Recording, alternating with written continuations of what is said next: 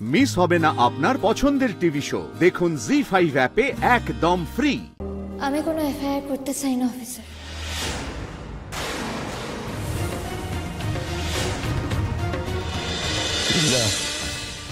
আমি তোমার মুখ দেখবো না বলেছিলাম, কিন্তু আজকে দেখতে হয়েছে। তুমি এত দূর সে করে যাচ্ছি। কি সুন্দর নাটক সাজিয়েছিলে তুমি, তাই না? ময়নার খাতা কাগজ ছিঁড়ে ওর হাতের লেখা নকল করে তুমি যাচ্ছি। মনের বাবা যে চিঠিটা লিখেছিল সেই চিঠিটা তুমি আলমারি থেকে নিয়ে সেখানে রাজারামের চিঠি রেখে দিয়েছিলে। হ্যাঁ না, মানে এত শয়তানি বুদ্ধি তোমার আসে কি করে? দাঁড়া, একটা জিনিস আমার মাথায় আসছে না। ওই চিঠিটা যখন সরানো হয়েছিল বা নেওয়া হয়েছিল তখন তো গুঞ্জা না আমাদের বাড়িতে তো তখন আসতো। হ্যাঁ হ্যাঁ ঠিক তো, তখন তো গুঞ্জা আর আসতো না এখানে। তার আগে থেকেই তো গুঞ্জাদি বাড়িতে আসা বন্ধ করে দিয়েছিল। বলা ভালো, মানে বাধ্য হয়েছিল, কিন্তু তাহলে চিঠিটা রাখলো কি করে? এই সমস্ত প্রশ্নের উত্তর গুঞ্জা দিতে পারবে। গুঞ্জা কি করে করেছিলে এইসব?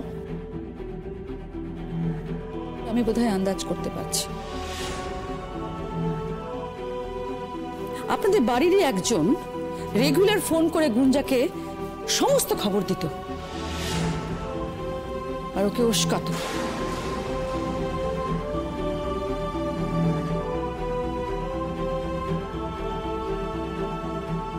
আমাদের বাড়ির কে সে? আমার না খুব ভুল হয়ে গেছে, খুব ভুল হয়ে গেছে। আমি না মানে কি বলে ওটাকে রাগের ছুটে সেগুলো করে ফেলেছি আর কি।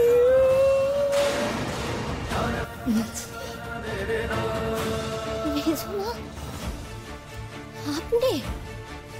ছোট, আমি না স্বীকার করছি, আমি ওই ময়নার খাতা থেকে কাগজ ছিঁড়ে গুঞ্জাকে দিয়েছি।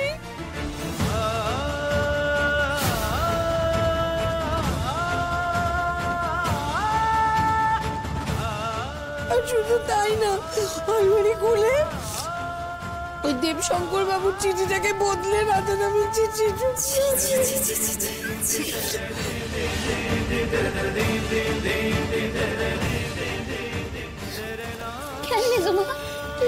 আপনি কেন এটা করছেন?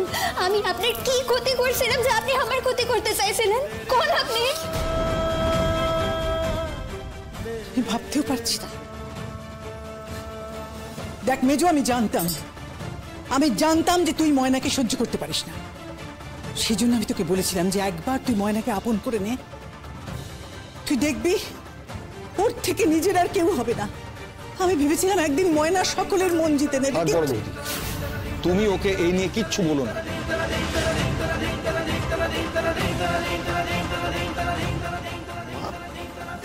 আমি ভাবতে পারছি না, তুমি এত বড় ক্ষতি, মানে তুমি ময়নার ক্ষতি করতে গিয়ে দাদা ভাইয়ের ক্ষতি করছিলে।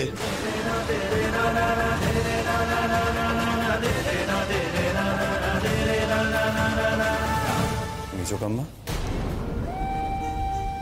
তুমি যে নিজের মুখে বারবার বলো আমি নাকি তোমার বড় ছেলে। মেজোকাম্মা, তুমি যখন বউ হয়ে এই বাড়িতে এসেছিলে তখন তুমি আমাকে এইটুকু পেয়েছিলে।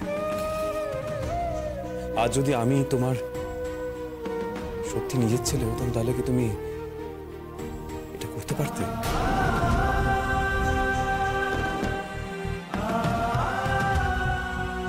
পারতো, আমি বুঝে গেছি। গুঞ্জাও যেমন যা চায় তুমিও তাই।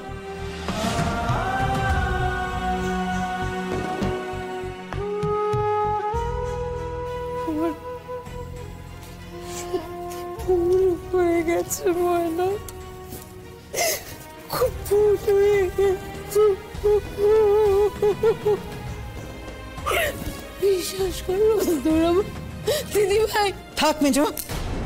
মেজদি, আমি না মানছি প্রথম থেকে আমিও ময়নাকে তেমন পছন্দ করতাম না, কিন্তু তা বলে ময়নার এভাবে ক্ষতি করবার চেষ্টা, ক্ষতি করবার ভাবনা আমার মাথায় কিন্তু কোনো দিন আসেনি।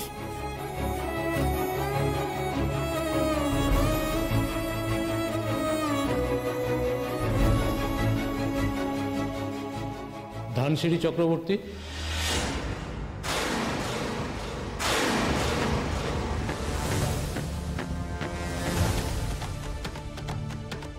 কলেজের পক্ষ থেকে একটা এফআইআর করা হয়েছিল, তাতে বলা হয়েছে যে একজন কিছু মানুষকে টাকা দিয়ে হাত করেছে। হ্যাঁ, স্পেশালি রেজিস্ট্রার এবং ম্যানেজমেন্টের লোক। তারা সাসপেন্ড হয়েছে, তবে কে টাকা খাইয়েছে সেটা নাকি আপনি বলবেন।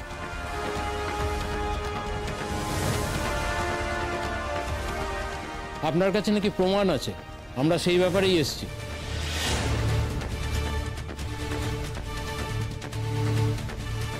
আপনি প্লিজ আমাদের একটু কোঅপারেশন করুন। হ্যাঁ, বুঝতেই পারছি আপনাদের বাড়িতে কোনো অনুষ্ঠান চলছে, আমি বেশি সময় নেব না। আপনি শুধু নামটা বলুন, আর প্রমাণটা যদি আমাদের দেন তাহলে আমরা তাকে অ্যারেস্ট করতে পারি। আপনি প্লিজ বয়ানটা দিন, আপনার বয়ানটা খুব জরুরি। আপাতত আপনি আলাদা করে তাদের নামে এফআইআর করুন, আমরা সেখান থেকেই কেসটাকে লিঙ্ক করে নেব। ময়না, ময়না প্লিজ এবারের মতো। কোনো প্রশ্নই নেই গুঞ্জা। ময়না, আমিও কুমু অন্যায় প্রশ্রয় দিস না।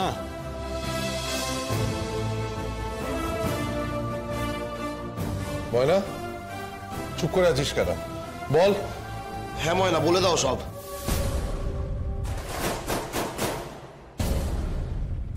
ও বোধহয় আলাদা করে এফআইআর করতে চাইছে। সেটা করলে যদি ভালো হয় তাহলে তাই করুন।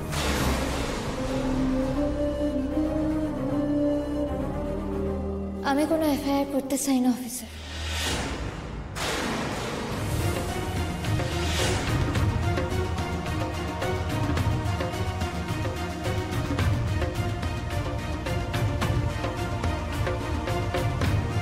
ময়না, গুঞ্জা দিয়ে হিংসায় জইলা যেটা করছে সেটারে প্রতিশোধ লওয়া।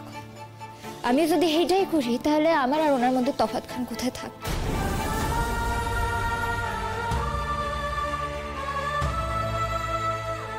তা কেন? তুই তো অন্যায়ের শাস্তি দিবি। ডাক্তারবাবু, আপনি একখান কথা কন তো, আপনি কি ভবিষ্যতে আর গুঞ্জাদির মুখ দেখতে চান? প্রশ্নই নেই। ব্যাস, আর কি?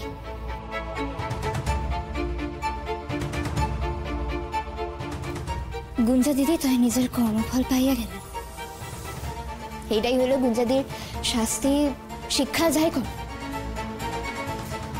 আজ অন্তত একখান কথা বুঝলাম গুঞ্জা দিদি, যে জোর কইরা সবকিছু চিনাইয়া লন যায় না, বরং কোনো কোনো সময় আরো উল্টা আরো দূরে লইয়া চলে যায়। এটাই হইল আপনার শাস্তি। জি5 ডাউনলোড করুন আর সব এপিসোড দেখুন একদম ফ্রি।